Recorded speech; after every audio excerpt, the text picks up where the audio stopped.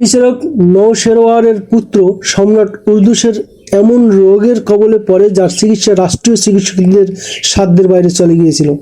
এই রোগের সূচনা হয় পরপর 3 পর্যায়ের কঠিন মানসিক আঘাত থেকে, কিন্তু এই মানসিক অসুস্থতা এখন দৈহিক অসুস্থতার রূপ পরিগ্রহ করে। ঔষধেই এই রোগের চিকিৎসা হওয়ার কথা ছিল, কিন্তু অবস্থা এমন দাঁড়ায় যে যেন সে ঔষধ নয়, বরং ঔষধেই তাকে কুরে করে খেয়ে নিঃশেষ করে দিচ্ছে। উর্দুসের উপর নীরবতা ছেয়ে যায়। নিজ যুগের প্রতাপশালী ফেরাউন হওয়া সত্ত্বেও এখন তার অবস্থা মরুভূমির আলোর মতো নিভু নিভু।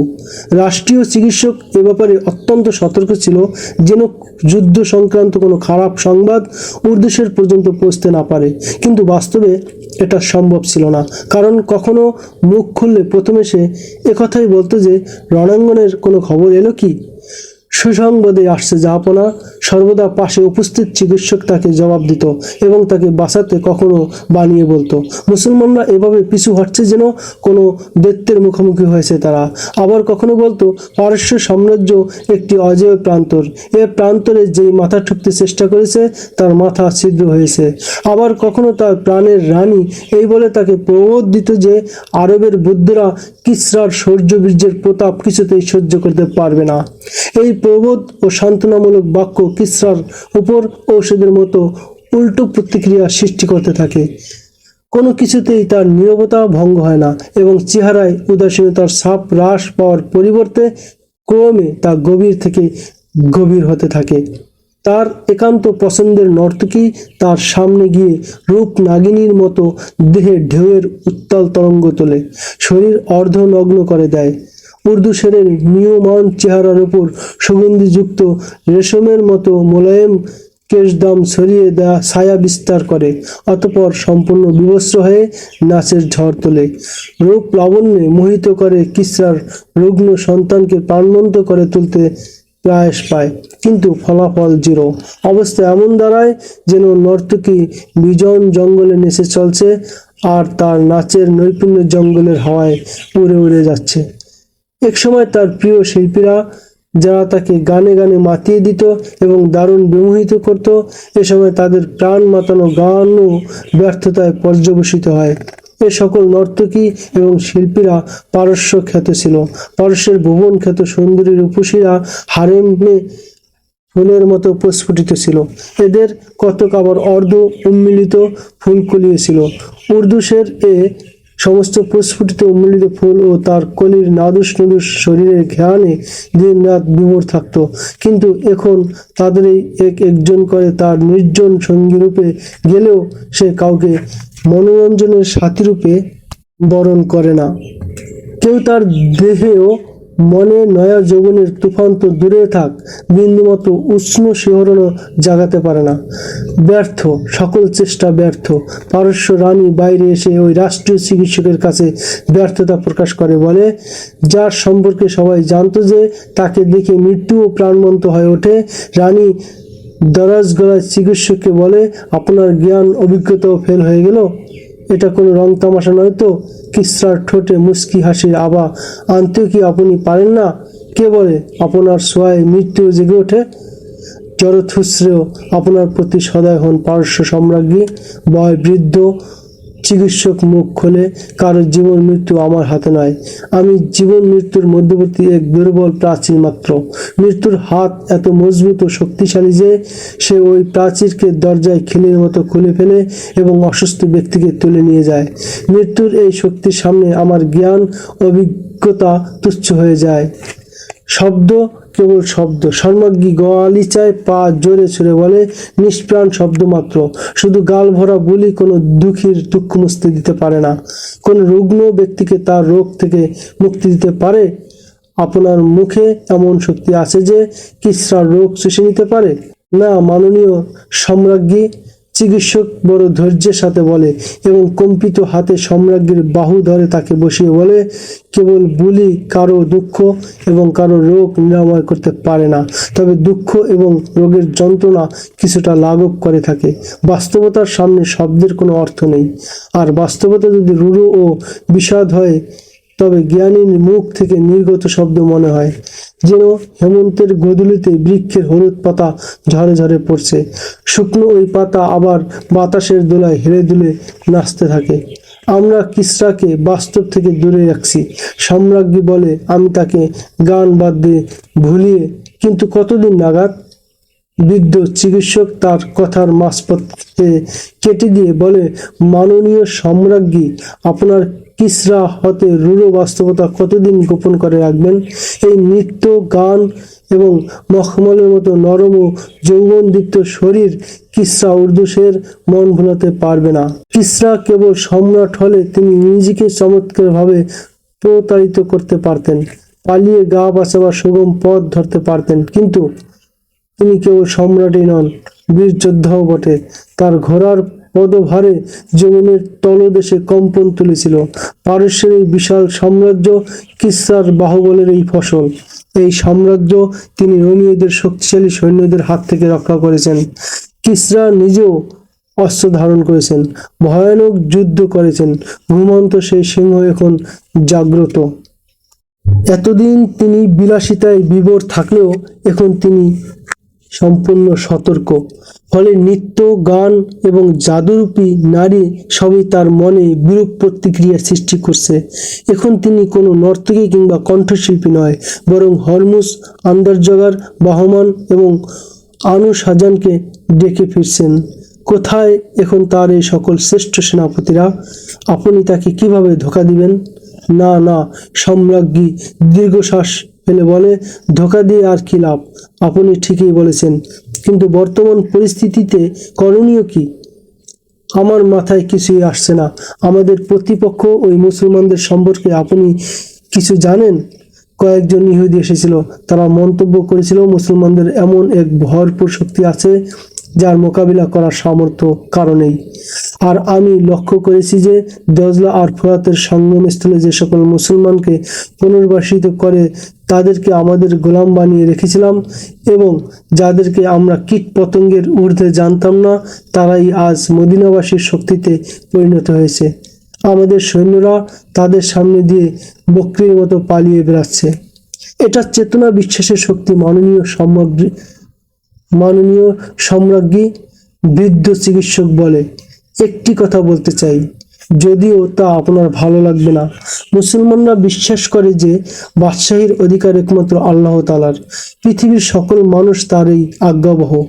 তারা আরো বলে যে সেই আল্লাহ ছাড়া আর কোনো উপাস্য নেই। আপনি এই রহস্যের গুরুতথ্য বোঝেন মাননীয় সম্রাজ্ঞী? না জনাব চিকিৎসক, সম্রাজ্ঞী জবাবে বলে, আমি আপনার কথার মর্মার্থ সম্বন্ধে অবগত নই। আমি সাধারণভাবে যা বুঝি তা হলো বাদশাহী একটি খানদানি ব্যাপার। খানদানের সদস্যরাই পর্যায়ক্রমে বাদশাহ হয়। এই খানদানি রীতির করুণ পরিণতি আপনি নিজে চোখে দেখছেন মাননীয় সম্রাজ্ঞী। চিকিৎসক বলে, যিনি নিজেকে জনগণের সম্রাট বলে মনে করতেন, আজ তিনি নির্জীব নিষ্প্রাণ হয়ে ভেতরে পড়ে আছেন। স্বীয় রাজত্ব শত্রুর কবল থেকে রক্ষা করতে পারছেন না। তার সেনাবাহিনী শুধু পিছপাই হচ্ছে। বেচারা সিপাহীদের এত কি দায় ঠেকেছে যে একটি খানদান এবং ব্যক্তির রাজত্বের জন্য নিজেদের জীবন যৌবন মৃত্যুর মুখে ঠেলে দিবে? হাজার হাজার যারা মারা যাচ্ছে, অধিকাংশই পালাতে গিয়ে মরেছে। তারা যখন দেখছে যে এখানে যুদ্ধে জয়ী হবার বেলায়ও মালে গনিমত নেই, তখন তারা লড়তে দ্বিধা করছে। তারা আপনাদের সরকারি কোষাগার হতে মাসিক বেতন লাভের উদ্দেশ্যে জীবিত থাকতে চায়। আর মুসলমানরা? সম্রাজ্ঞী উৎসুক হয়ে জানতে চায়। মুসলমানরা, চিকিৎসক বলে, তারা কোনো ব্যক্তি স্বার্থে লড়ে না। তারা একমাত্র আল্লাহর সন্তুষ্টি লাভের আশায় লড়ে এবং সেনাপতির নির্দেশ মেনে চলে। বস্তুত এ কারণেই সংখ্যায় স্বল্প হয়েও তারা তুফানের গতিতে ধেয়ে আসছে।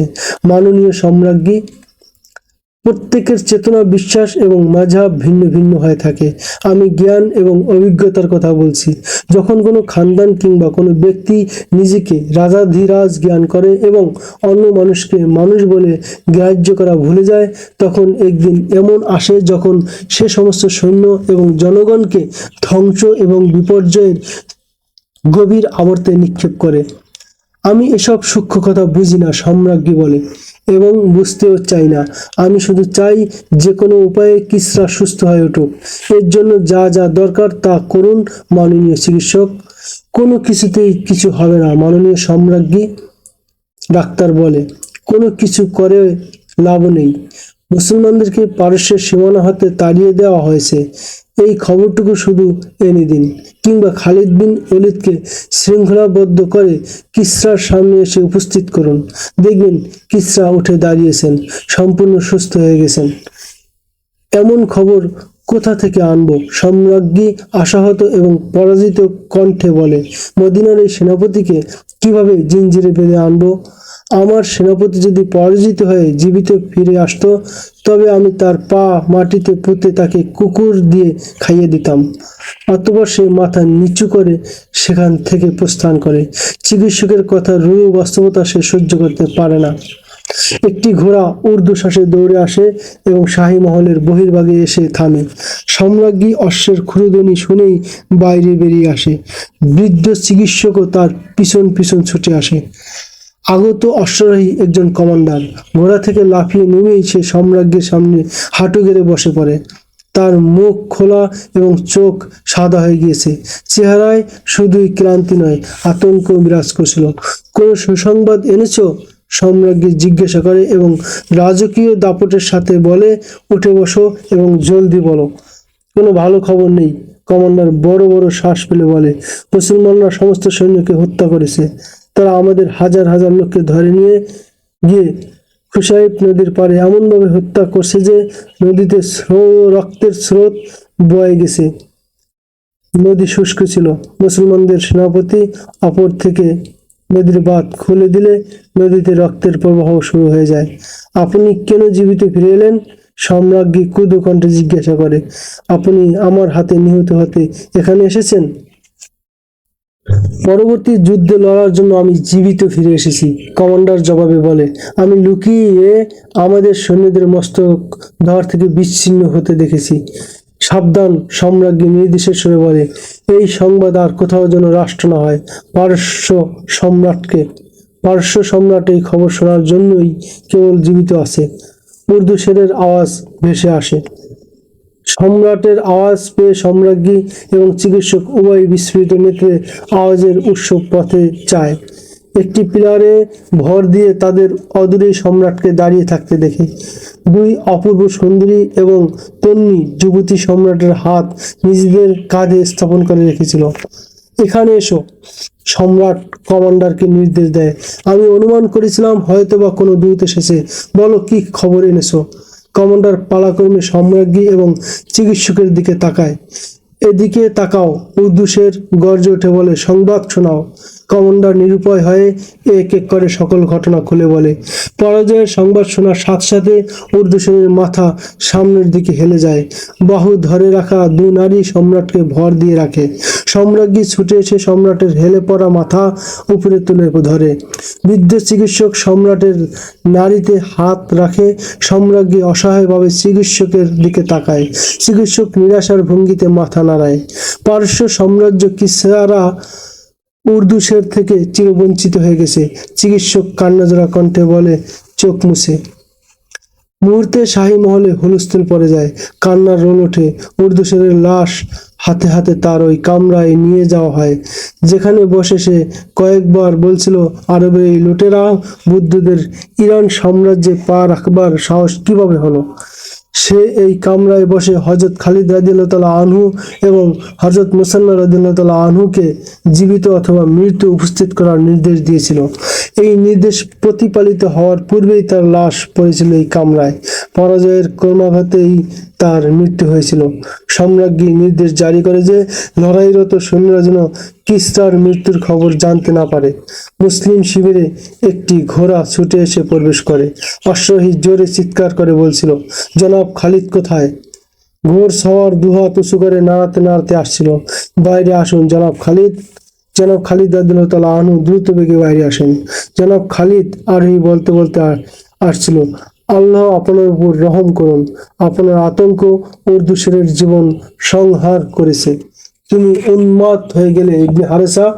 হযরত খালিদ রাদিয়াল্লাহু তাআলা আনহু সামনে এগিয়ে গিয়ে বলেন, আগত আরোহী ছিলেন মুসান্না ইবনে হারেসা। তিনি ঘোড়া থেকে লাফিয়ে নামেন এবং এত আনন্দে হযরত খালিদ রাদিয়াল্লাহু তাআলা আনহু এর সাথে আলিঙ্গনাবদ্ধ হন যে হযরত খালিদ রাদিয়াল্লাহু তাআলা আনহু পরে যেতে যেতে কোনো রকমে রক্ষা পান। মাদায়েনে শোক বইছে। হযরত মুসান্না রাদিয়াল্লাহু তাআলা আনহু আনন্দের আতিশয্যে নিজেকে হারিয়ে ফেলে বলেন, শাহী মহল এখন কান্নার মহলে পরিণত। উর্দুশের মারা গেছে 4 দিন আগে। আমার 2 ব্যক্তি মাদায়েনের শাহী মহলে ছিল। সেখানে কড়াভাবে নিষেধ করে দেওয়া হয়েছে যেন সৈন্যদেরকে কিসরার মৃত্যু সংবাদ জানানো না হয়। হযরত খালিদ রাদিয়াল্লাহু তাআলা আনহু 2 হাত আসমান পানে তোলেন। আমার মাওলা, তিনি বলতে থাকেন, আপনার শুকরিয়া আদায় করার ভাষা আমার নেই। বিজয়ের গর্ব অহংকার থেকে আমাকে দূরে রাখুন। পরওয়ারদিগার, সকল প্রশংসা আপনার, আপনি সমস্ত প্রশংসার উপযুক্ত। হযরত খালিদ রাদিয়াল্লাহু তাআলা আনহু হাত নিচে নামান এবং এদিক ওদিক তাকিয়ে উচ্চকণ্ঠে বলেন, সমস্ত সৈন্যকে এ সংবাদ জানিয়ে দাও যে পারস্যের বিশাল সাম্রাজ্যের স্তম্ভ ভেঙে পড়েছে আর এটা সম্পূর্ণ আল্লাহর অনুগ্রহ। সবাইকে জানিয়ে দাও যে তোমাদের ভীতি ও আতঙ্ক কিসরার প্রাণ হরণ করেছে। হযরত খালিদ রাদিয়াল্লাহু তাআলা আনহু হযরত মুসান্না রাদিয়াল্লাহু তাআলা আনহুকে নিজের তাঁবুতে নিয়ে গিয়ে সামনে কোনো শহর আছে কিনা জানতে চান। কিছুদূর পরে ইরানের একটি বড় শহর আমিনিশিয়া আছে।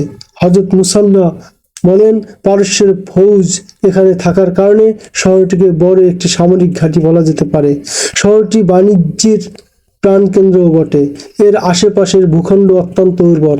বাণিজ্য, তরকারি এবং বাগিচার ফলমূলের কারণে আমিনিশিয়া শাহী শহর বলে খ্যাত। শহরের নিরাপত্তার ব্যবস্থা অত্যন্ত মজবুত। শহরের ফটকও ইস্পাত দৃঢ়। প্রাচীরের কাছে ভিড়তে চেষ্টা করলে তীর বৃষ্টি হয়। জনাব খালিদ, এই শহর পদানুভূত করতে ব্যাপক জানমালের কুরবানি দিতে হবে। আপনি এই শহর করায়ত্ত করতে পারলে মনে করবেন শত্রুর একটি মোটা রগ আপনার হাতে মুষ্টিবদ্ধ। এখনো সেখানে সৈন্য আছে? হযরত খালিদ রাদিয়াল্লাহু তাআলা আনহু জানতে চান। যদি থাকে তাহলে তারা সংখ্যায় কত হবে?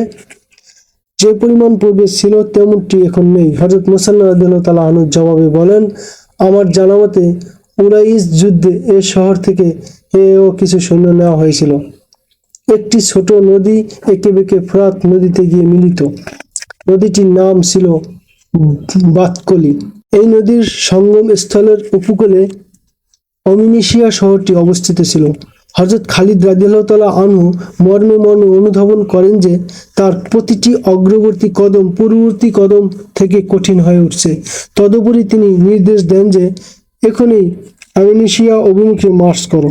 তৎক্ষণাৎ নির্দেশ দানের পিছনে তার উদ্দেশ্য ছিল ইরানীদের সামনে এগোবার সুযোগ না দেওয়া।